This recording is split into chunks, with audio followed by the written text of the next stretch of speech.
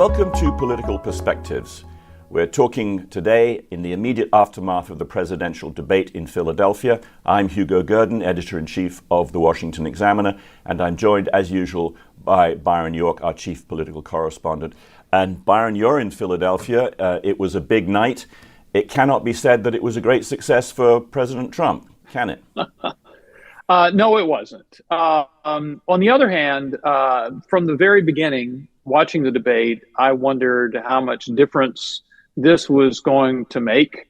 For example, how many voters are there out there who are watching the debate and kind of slap their foreheads and say, wow, I had no idea Trump had been charged in a crime.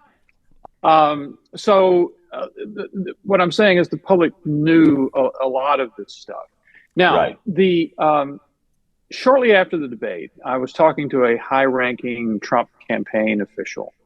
And I said, well, how do you read what happened? And he said, well, she was all aspiration and he was all action, which is kind of an interesting way to describe what happened, in the sense that she was promising what she would do were she elected president, promising on the economy, on restoring abortion around the nation, on a number of things like that, to pass a bill that she claims would solve the border problem that had died in Congress earlier. So she was promising all these things.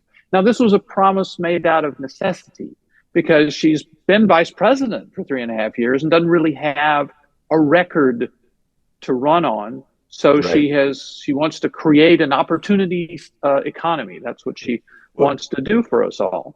So let's have a look. Let's have a look at, Byron, exactly connected with that. I want you to have a look at a clip from President Trump's final statement, which began perhaps 87 minutes into a 90-minute debate. So she just started by saying she's going to do this, she's going to do that, she's going to do all these wonderful things. Why hasn't she done it?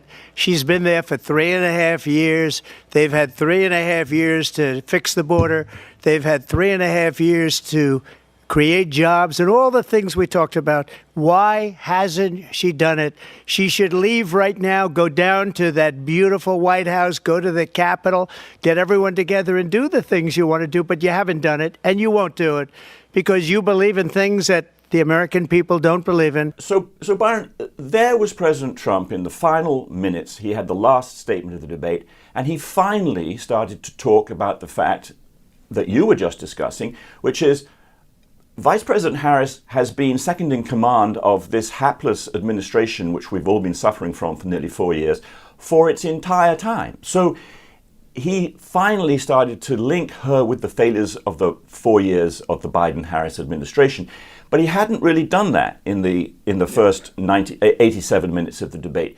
And that was surely his one job, was to show that she was not the candidate of change and hope. She was the candidate of continuing what everyone admits or wants to get rid of. Yeah, a lot of Republicans were frustrated by that.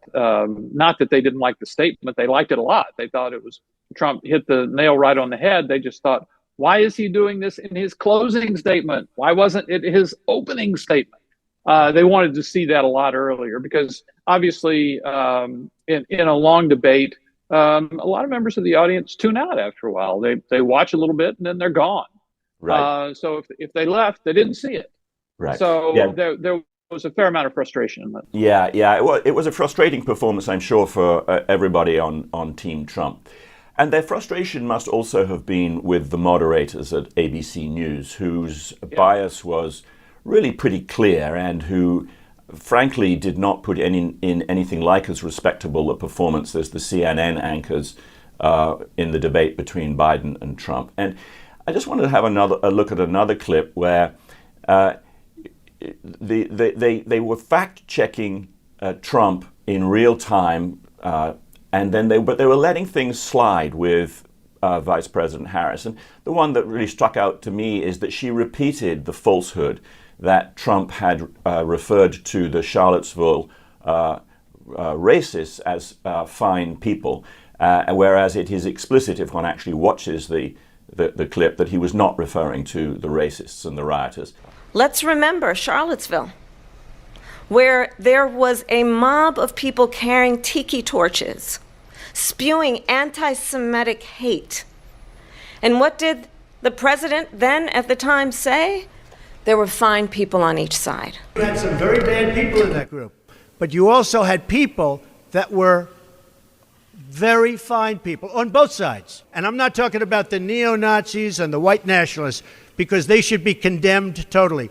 But you had many people in that group other than neo-Nazis and white nationalists, okay? Talk a little bit about the caliber of the moderation and the extent to which ABC News is to blame for the debacle for Trump.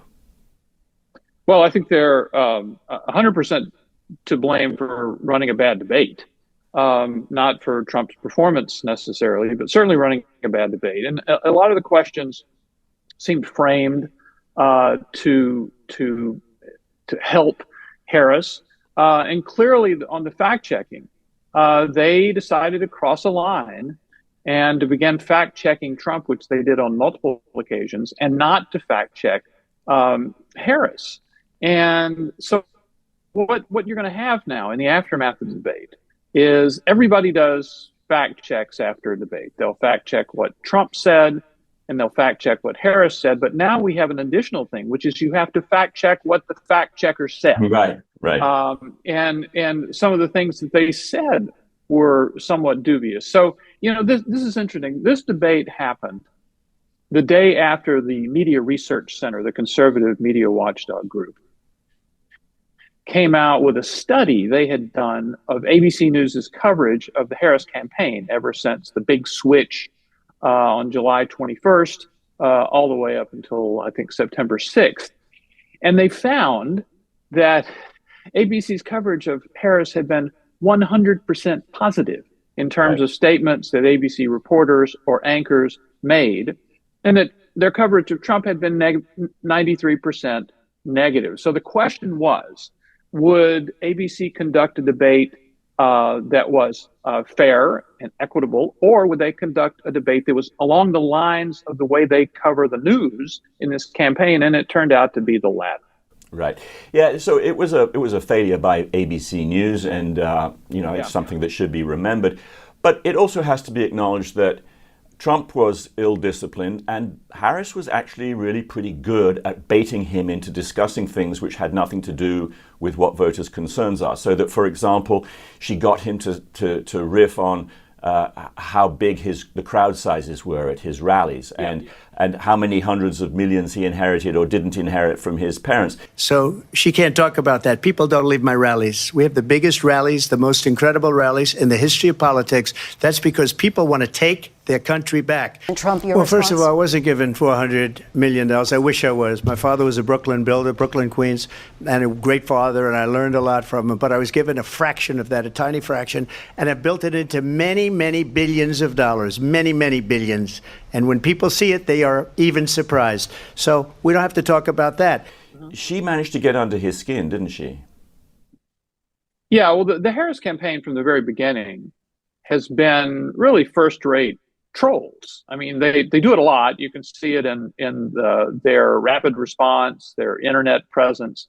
They're just trolling Trump all the time, trying to get under his skin to help him hope that he will make some sort of intemperate, maybe self-destructive remark in response. So that's been going along. You saw it in the whole first term. The Lincoln Project did that a huge amount. So there's kind of an industry out there devoted to trying to troll Trump, and now Harris has taken it up, and she did accomplish that. And Trump also didn't push, I think, as hard as he could. I mean, for example, a couple of days ago, there was a CNN story that pointed out that I believe in an ACLU questionnaire, Harris, back in her 2020 campaign, her campaign for president in the Democratic primaries, had come out in favor of government-provided transition surgery for transgender illegal immigrants. I mean, it was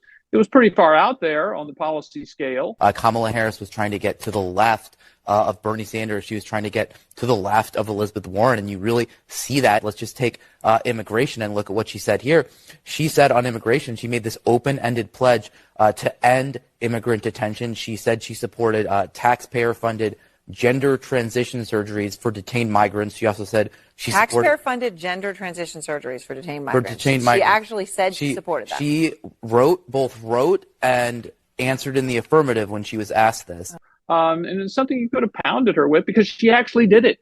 Yes. Trump mentioned it once, but went away from there. She never had to respond. He mentioned it sort of obliquely. Now she wants to do transgender operations on illegal aliens that are in prison. And it showed a kind of that he wasn't completely the master of the facts, or at least could not articulate them in the way that was clear to viewers. So and this is where we'll leave it, Byron, he has to do a better job, doesn't he? His campaign has to do a better job of focusing attention not on himself, which is his natural thing to do perhaps, and more on the fact that Harris and the fact that she has been jointly responsible with President Biden of the past 4 years, which has the majority of the country saying the nation is on the wrong track. He has to do a better job, doesn't he?